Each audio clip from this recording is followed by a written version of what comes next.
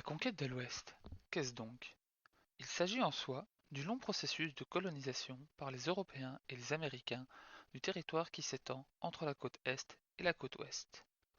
Alors que les États-Unis obtiennent leur indépendance en 1783, ils ne sont alors que 13 colonies sur la côte atlantique. Au fil du temps, ce pays va s'agrandir jusqu'à atteindre sa superficie actuelle. Entre 1803 et 1853, les USA vont ainsi obtenir l'immense territoire qui s'étend entre les deux côtes. En effet, en 1803, sous Thomas Jefferson, les jeunes États-Unis achètent alors la Louisiane à la France pour 15 millions de dollars. Cet achat permet de doubler le territoire.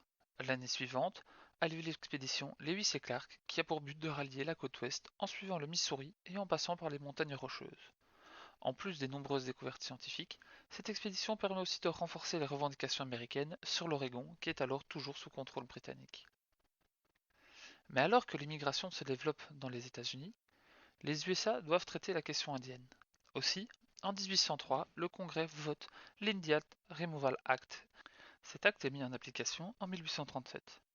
Ce sont alors près de 70 000 Amérindiens qui sont déplacés de l'est du Mississippi à l'ouest de ce dernier. Ce déplacement est nommé par certaines populations la piste des larmes.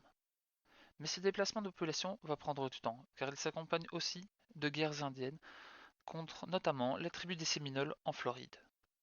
Les États-Unis décrètent alors que tous les territoires à l'ouest du Mississippi sont des territoires indiens, mais les tensions restent fortes, du fait notamment des passages des colons vers l'ouest et notamment vers la Californie.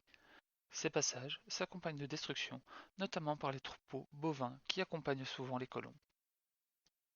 Mais la Californie, comment les États-Unis l'ont-ils obtenue?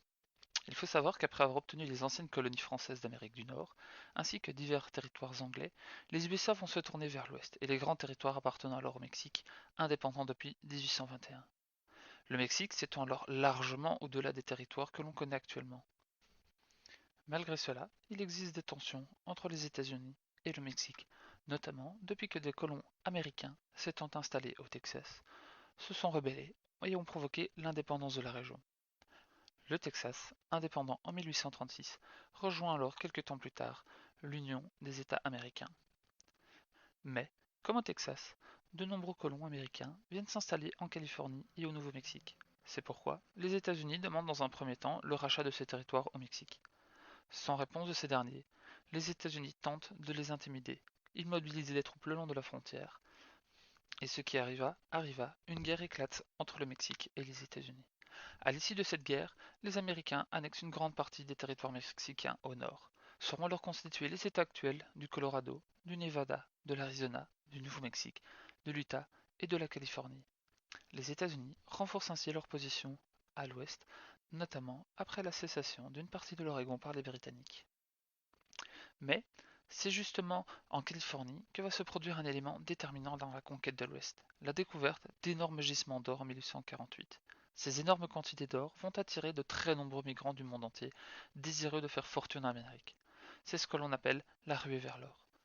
Ce phénomène va grandement contribuer au développement de l'Ouest américain. La population augmente de manière très importante, de nombreuses villes sont créées, des voies de communication se développent. Malgré cela, la traversée du continent n'est pas une chose facile, et les raids indiens sont encore présents contre les convois des colons. Le gouvernement tente alors d'organiser la traversée, avec notamment la création du Pony Express, qui permet de rallier en 10 jours l'Est et l'Ouest. Quelque temps plus tard, c'est le télégramme qui permet une communication plus rapide entre les deux côtes. Lorsque la guerre de sécession éclate, de nombreux Amérindiens vont utiliser la guerre afin de se soulever et de nombreux accrochages vont se recenser.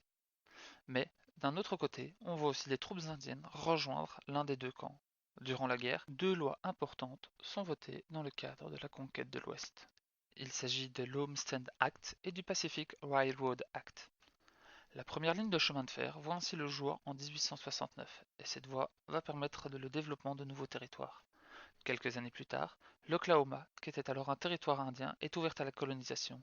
Ce sont 100 000 personnes qui s'élancent alors pour prendre possession des terres indiennes. C'est la fin de la conquête de l'Ouest comme on l'entend. Durant la conquête de l'Ouest, les populations amérindiennes se retrouvent souvent en conflit avec les colons, alors que les relations étaient calmes au départ. Les conflits entre les Amérindiens et les colons seront nombreux et l'armée doit intervenir dans ce que l'on nomme de nos jours les guerres indiennes. De grandes figures comme Geronimo ou Sitting Bull voient le jour. Souvent, des massacres seront à la base, ou la fin d'un conflit, comme le massacre de Wounded Knee, qui clôt généralement 400 ans de conflit entre Amérindiens et colons.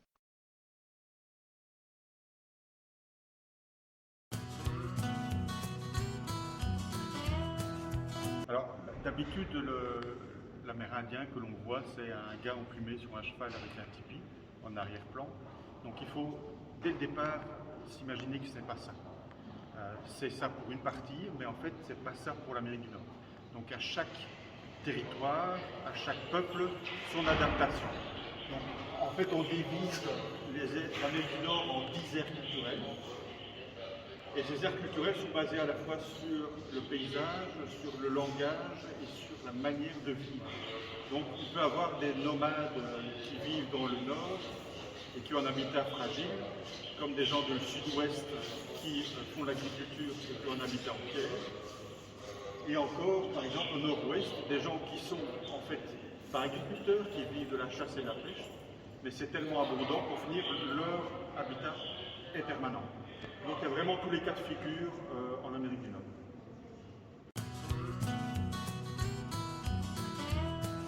Le mode de vie, évidemment, est très différent d'un endroit à l'autre, en fonction de ce qui est disponible sur place. Et donc ici, on a par exemple deux très bons exemples qui montrent la diversité. On a par exemple ici les Algonquiens, c'est une population qui vit dans la région des Grands Lacs canadiens, aussi jusqu'au jet du Niagara. Ce sont eux qui nous ont donné par exemple notre vocabulaire, mocassin, tipi, ce sont les mots algonquiens. Ce sont les premières populations rencontrées par les Français, et ces populations-là sont nomades. En fait, en réalité semi-nomades, dans le sens où ils ont un camp d'hiver, où c'est une grande famille, et puis un camp d'été où toutes les familles se rassemblent autour d'un lac poissonneux, ils sont 200, 50, 300 ensemble, et vivent chasse-pêche essentiellement. C'est une famille patriarcale, c'est-à-dire que c'est l'homme qui décide, c'est des choix faits par l'homme en général. Le nom est transmis par l'homme, et lorsqu'on se marie, la femme qui est prise à un autre clan va vivre dans le clan de l'homme. Donc c'est quelque chose de très spécifique. Les Iroquois, qui sont le peuple en général ennemi des Algonquiens, et puis un peu plus au sud, l'État de New York par exemple, ce sont des Iroquois. Ils vivent peu d'agriculture. Ils cultivent tabac, fèves, citrouilles, haricots, et ils sont donc proprement sédentaires.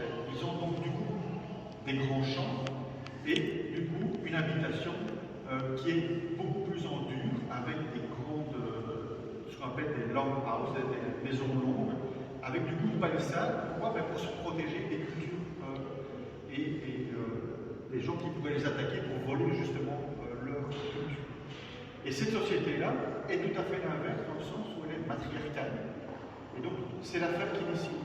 Il y a un clan des vieilles femmes, des femmes aînées, des 50 personnes. Ce sont elles qui dirigent le groupe, et le nom est transmis par la femme. Donc, c'est vraiment quelque chose de très différent en fonction de l'endroit où on habite et la manière dont on vit.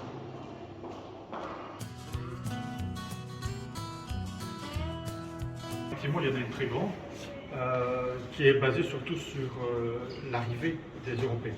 Donc forcément, les Européens arrivent par l'Atlantique, ils arrivent donc sur les côtes est, et donc ça va mener à une colonisation assez rapide et donc un éloignement des Amérindiens. Alors, il y a parfois des confrontations, mais la plupart du temps, les premiers Amérindiens vont être interrogatifs par rapport à ces populations-là. Ils vont se demander qu'est-ce qu'ils veulent. Et donc, il n'y a pas non plus cette compréhension du fait que ces Blancs qui arrivent veulent s'installer. Et pour eux, comme ils n'ont pas cette notion de propriété, en disant bah, ça c'est ma terre, ça c'est ta terre, puisqu'on se déplace et qu'on est nomade et qu'on change d'espace, la terre pour eux est à tout le monde. Donc ils ne comprennent pas que ces colons sont là, s'installent et du coup prennent des terres. Alors ça va mener à quelques conflits, mais ça va donner surtout place à un déplacement de ces populations qui sont en contact vers l'ouest. Et ça va créer un chambardement, dans le sens où, par exemple, les populations Ottawa, qui au départ étaient là où se trouvait la capitale Ottawa, vont être déplacées au lac supérieur. Eux-mêmes se déplaçant vers l'ouest, vont pousser d'autres populations. tout en leur amenant déjà les maladies européennes.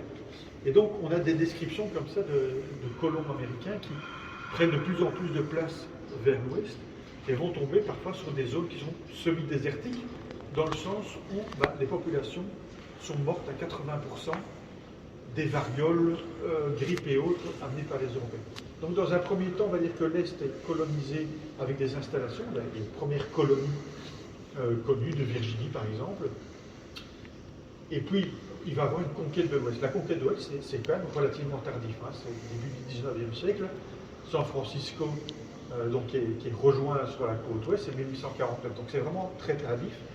Et là, ça va être une volonté véritable de colonisation générale. Et donc le gouvernement américain, qui est devenu indépendant en 1776, veut conquérir plus de territoires et va donc offrir des territoires. C'est-à-dire que chaque colon qui s'installera quelque part et qui fera l'agriculture et qui installera son champ, ce terrain lui appartiendra. Et donc il va avoir une véritable conquête de l'Ouest avec des gens qui veulent s'installer, qui veulent mieux vivre, sans parler évidemment de ce qu'il va avoir dans les Rocheuses avec des gisements d'or et qui va amener aussi une colonisation, mais qui va être une colonisation plutôt de montagne avec l'exploitation de l'or. Donc c'est vraiment sur le long terme, il faut voir que cette colonisation va se faire sur 150, 200 ans. Ça va prendre du temps, ce n'est pas les mêmes familles qui vont coloniser comme ça. Il y a aussi une très grande différence avec les Français, parce que les Français, quand ils arrivent, leur but n'est pas de coloniser, leur but est d'exploiter. Donc ça c'est la grande différence, l'Anglais arrive, il s'installe et il veut s'installer et il veut coloniser. Et donc il vient avec famille. Tandis que le Français est là pour exploiter. Donc il n'amène pratiquement que des hommes et on va avoir de l'exploitation d'huile de baleine et surtout de pelleterie, surtout de peau d'ours noir et de castor. Et donc dans les 100 premières années pratiquement, ce qui deviendra le Québec, n'est peuplé que par des hommes. Et donc ce n'est pas une vraie colonisation, c'est plutôt des installements, des installations, des baraquements, mais pas une vraie colonisation. Donc ce n'est plus tardivement qu'il va avoir cette colonisation qui prendra, elle, une autre forme parce que le territoire n'est pas le même et que l'exploitation n'est pas la même non plus. Et lorsqu'on voit encore les villes au Canada et la manière dont elles sont installées essentiellement sur les deux côtes et au milieu, le long des rivières ou des axes importants, et donc ce n'est pas une vraie colonisation du territoire.